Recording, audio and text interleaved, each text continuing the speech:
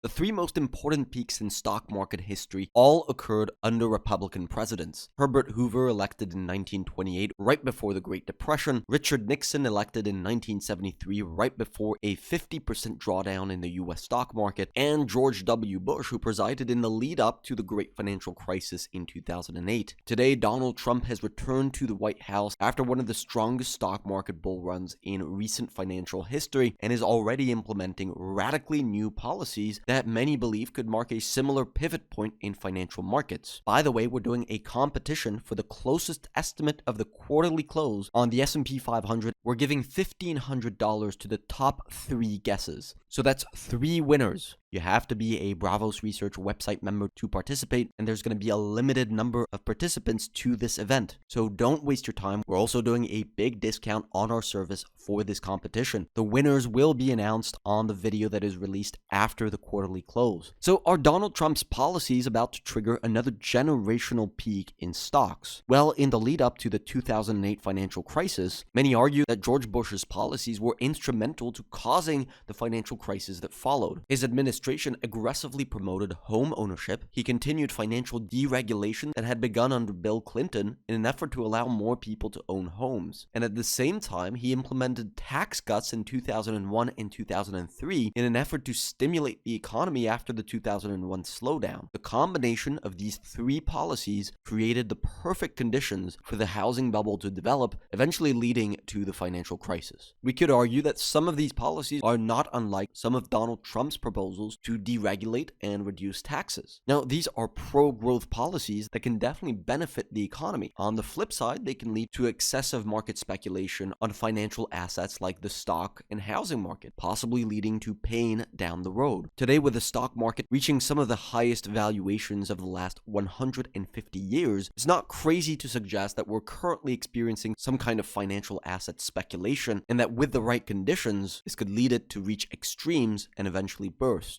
But it would be unfair to pin financial asset bubbles entirely on the incumbent administration. These are extremely complex phenomena with multiple factors at play, including investor psychology. A lot of it really comes down to bad luck for the president. Still, that doesn't explain why 18 recessions since 1900 have occurred under Republican presidents, compared to only 6 under Democrats. Average real GDP growth, so that's US economic growth, has been 1.2% lower under Republicans than Democrats since 1949. Job growth under Republican administrations has also been 1.4% lower, with the average unemployment rate 0.6% higher than with Democrats. The same pattern holds true for the stock market. This chart shows us the average S&P 500 return in the months after an election. This blue line shows the average return after a Democrat is elected, and the red for Republicans. We can see there's a significant difference between the two. The average S&P 500 return is nearly 40% higher under Democrats than Republican presidents. So history does seem to suggest that the economy and markets have actually performed worse under Republicans than Democrats, which is exactly the opposite of what you would expect, given that the Republican Party is seen to be more favorable towards economic growth. Again, a big factor of luck seems to be at play in these figures. You see, the economy goes through a natural cycle of expansion and contraction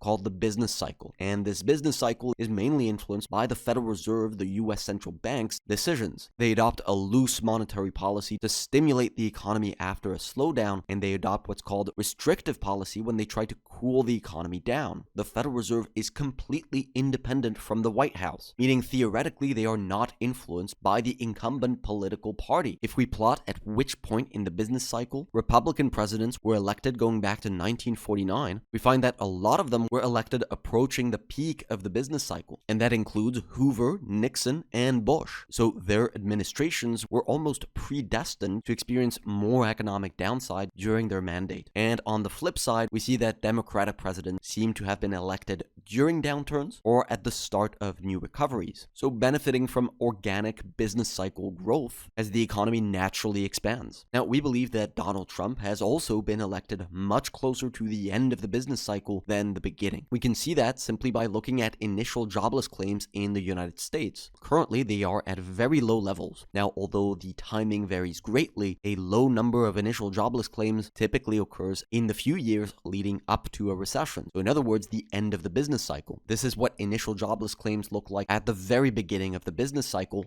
right after a recession. They're at elevated levels, and so there's plenty of room for the economy to improve. That's not where we are right now. Now, at the same time, we've had the yield curve that has been inverted over the last year, which is also something that typically happens near economic recessions. Now, as you may have seen from our recent videos, we've actually extended our timeline for a recession to 2026, but that would still be a recession that occurs under Donald Trump's watch. Again, not necessarily because of his policies, but just because of where we are in the business cycle. By this point in the video, critics of Donald Trump may be disappointed to hear that economic performance is not necessarily dependent on the incumbent president. We try to remain as apolitical as possible in these videos to bring you a completely objective view on financial markets. We have absolutely nothing to gain from providing an inaccurate and biased view. The returns that we've gotten throughout 2024 on Bravos Research is a result of having a hyper-objective approach to markets. We need to consistently put the odds in our favor to make sure that we're making more winning trades than losing trades, and that for each winning trade, we're making bigger gains than on our losses. Trading is a mechanical probability game that should not be influenced by your political views. But we do believe that there is one way that Donald Trump's policies could have a negative impact on the US economy, and that is through his use of tariffs that is comparable to Herbert Hoover's tariff policy at the start of the Great Depression. Herbert Hoover was elected during one of the strongest stock market bull runs in history. This was a time where corporate profits were at record highs, most financial assets were going up, but at the same time as that was happening, wealth inequalities in the US were reaching extremes, something that is not unlike what we are seeing today, with stocks making record highs at record valuations with record profit margins, but with the average American feeling extremely pessimistic about the future of the economy. So Hoover implemented a series of policies that were aimed to combat these wealth inequalities, and that included a radical new tariff policy that many believe was partially responsible for the big crash that followed. These were called the Smoot-Hawley tariffs. They hiked the average US tariff rate to around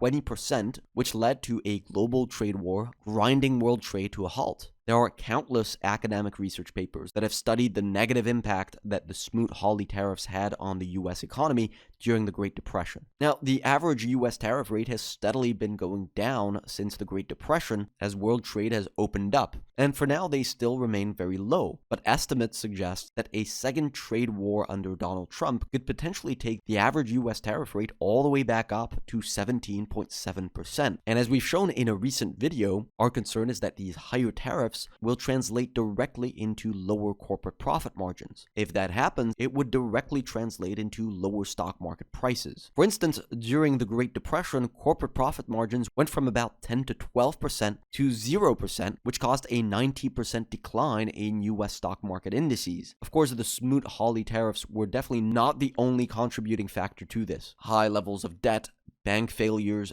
deflation were all factors that contributed to that big crash. Still, it's generally accepted that the high tariff policy was a key contributing factor. Today, corporate profits are at all-time highs again, and it's not crazy to suggest that a large-scale global trade war could lead to a reversal of this tendency. Now, we also happen to believe that these higher corporate profits contribute to higher levels of inequality today, as shareholders are disproportionately rewarded relative to the working class. It's possible that Donald Trump's tariffs could reverse some of this, which could end up being a great thing for society, but it would likely come at the cost of financial pain as asset prices come down. Now, the negative impacts of tariffs likely wouldn't be felt straight away. Multiple studies looking at tariffs from the 1930s, 1940s, and Donald Trump's first trade war suggest there is a lag time between when the tariffs are implemented and the negative economic consequences. The studies suggest that this lag time seems to be about a year. So, depending on how quickly and aggressively Donald Trump begins a trade war with the rest of the world, it could be that we feel the impacts of this in 2026, which makes us even more confident in our call for a recession to occur